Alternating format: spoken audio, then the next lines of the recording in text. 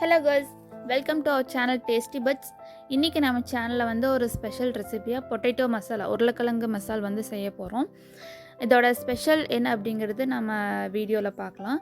இப்போ அதுக்கு என்னென்ன இன்க்ரீடியன்ஸ் தேவைங்கிறது: எண்ணெய், கடுகு, உப்பு, மிளகாய், பச்சை மிளகாய், உருளைக்கிழங்கு, மஞ்சப்பொடி. இப்போ எப்படி செய்கிறதுன்னு பார்த்துடலாம்.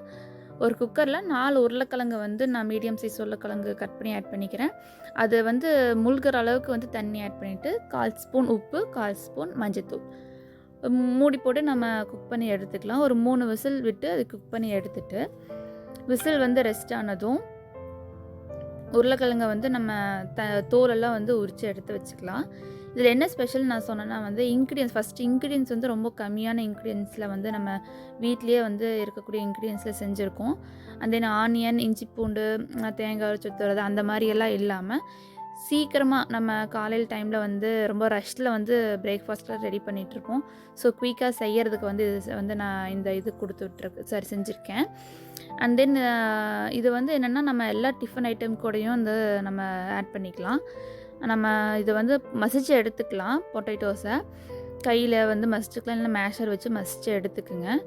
ஒரு கடாய் வச்சுட்டு ஹீட் பண்ணி அதில் வந்து நம்ம எண்ணெய் வந்து ஆட் பண்ணிக்கலாம். நான் இன்றைக்கி வந்து கோகோனட் ஆயில் தான் வந்து ஆட் பண்ணுறேன்.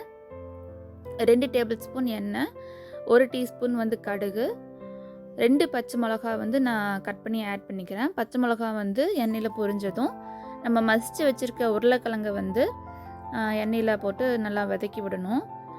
இப்போது நான் இதில் டிஃபன் ஐட்டம் அப்படிங்கும்போது பூரி, சப்பாத்தி, இட்லி, தோசை எல்லாத்துக்கூடையும் வந்து இது ரொம்ப காம்பினேஷன் வந்து சூப்பராக இருக்கும். டேஸ்ட் வைஸ் பார்க்குறப்போ ரொம்ப நல்லாயிருக்கும். கிட்ஸ் வந்து விரும்பி சாப்பிடுவாங்க. கிட்ஸுக்கு தகுந்த மாதிரி நான் செஞ்சுருக்கேன், காரம் இல்லாமல். அதனால் வந்து இது ரொம்ப ஈஸியாக செஞ்சிடலாம்.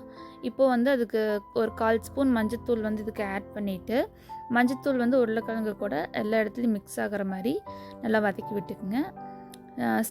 மீடியம் ஃப்ளேமில் வச்சு குக் பண்ணிவிட்டு, ஒரு சின்ன டம்ளரில் வந்து தண்ணி ஆட் பண்ணி, இதுக்கு நிறைய தண்ணி வந்து தேவையில்லை. 1 டீஸ்பூன் வந்து உப்பு போட்டுட்டு, தண்ணி, உப்பு, உருளைக்கிழங்கு எல்லாம் வந்து நல்லா மிக்ஸ் ஆகிற மாதிரி நீங்கள் மிக்ஸ் பண்ணி விடுங்க.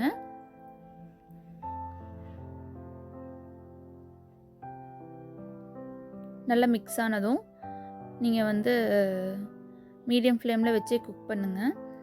இந்த கன்சிஸ்டன்சிக்கு வந்து தண்ணியெல்லாம் நல்லா வற்றி வந்ததுக்கப்புறம் நம்ம வந்து அடுப்பு ஆஃப் பண்ணி சர்வ் பண்ணிடலாம்.